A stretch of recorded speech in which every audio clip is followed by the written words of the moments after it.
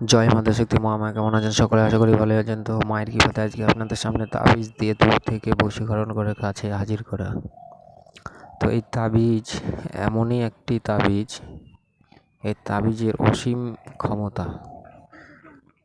অর্থাৎ কথায় বোঝায় যে বুঝলে ভোজপাতা, না বুঝলে তেজপাতা। তো এটা যতক্ষণ না আপনারা কাজ করতে পারবেন ততক্ষণ এর রেজাল্ট আপনারা পাবেন না।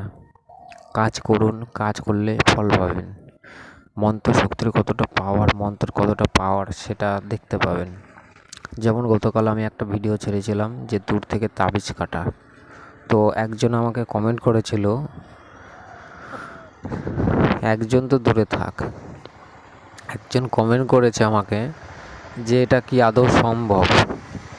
তো ওই যে তাবিজ কাটা যে মন্ত্রটা যে আমি বলেছিলাম, যখন নারীর উপরে যদি কাটতে হয় তাহলে মাটিতে নারীর মূর্তি অঙ্কন করে সেটার উপরে কাটাকুটি করা হবে, তারপরে ওই জায়গাটা গরম থাকবে। তা মন্ত্র কতটা পাওয়ার আপনারা করে দেখুন, না করলে তো বিশ্বাস হবে না। যখন করবেন তখনই তো এই জিনিসের ফায়দা অনুভব বা প্রাকৃতিকভাবে বুঝতে পারবেন যে তন্ত্রমন্ত্র যে সবচেয়ে বিলুপ্ত হয়ে গেছে তা কিন্তু নয়। এখনও অনেক কিছু রয়েছে, অনেক বস্তু রয়েছে, কিন্তু সেগুলো গুপ্তভাবে রয়েছে। কেউ প্রকাশে আনে, কেউ প্রকাশে আনে না। আর এগুলো সচরাচর কেউ কারো প্রকাশে আনবে না। ঠিক তেমনই তো আজকে যে মন্ত্রটা আপনাদের দিচ্ছি, মন্ত্রটা আপনারা স্ক্রিনে দেখতে পাচ্ছেন। এটার পড়ে শোনালাম না, এটা ভালো করে মুখস্থ করে নেবেন শনি মঙ্গলবার দেখে। 108 বার পড়লেই আপনাদের আয়ত্তে চলে আসবে।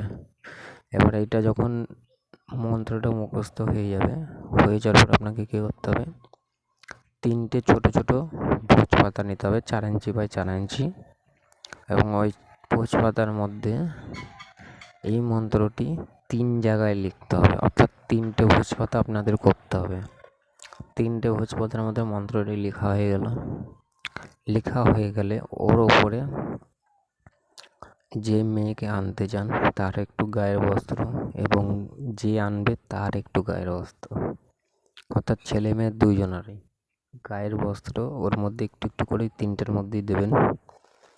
দেওয়ার পর কী করবেন, ওইটাকে ভালো করে ভাঁজ করে 3টে কবচ তৈরি হবে। 3টে কবচের মধ্যে ঢোকানোর পর এক একটা কবচের মধ্যে 3বার করে 3টি ফু, তাহলে 3টে কবচে 3বার করে 3 নং, অর্থাৎ 3বার করে 3টি ফু দিলে তাহলে 3টে কবচে 3 তিরিক্ষা 9বার হবে।